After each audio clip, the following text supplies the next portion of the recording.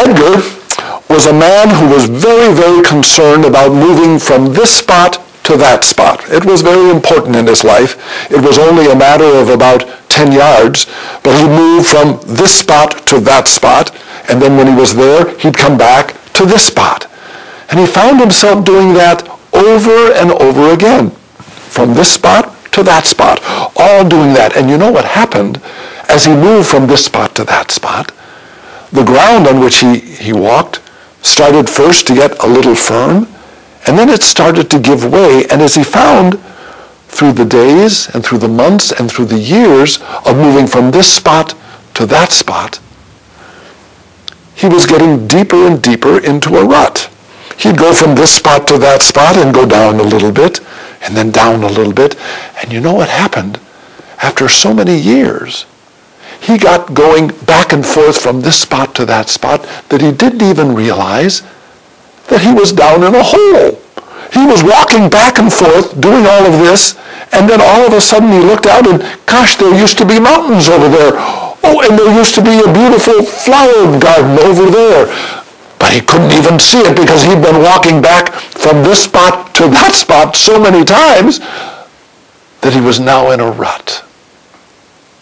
Oh my. All of a sudden he said to himself, what am I doing just going back and forth? I need to get out of here. And he looked around, and it was very, very hard, because as he looked up, all he could see was the sky through a little bit of a little slit in the sky. His little rut had gotten so deep. But he decided he was going to try to get out.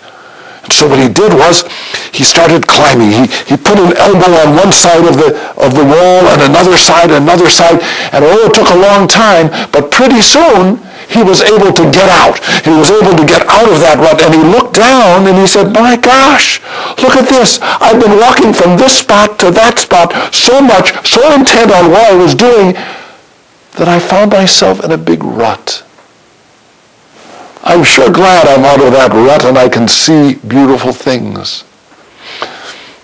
Brothers and sisters, that's the story of Lent.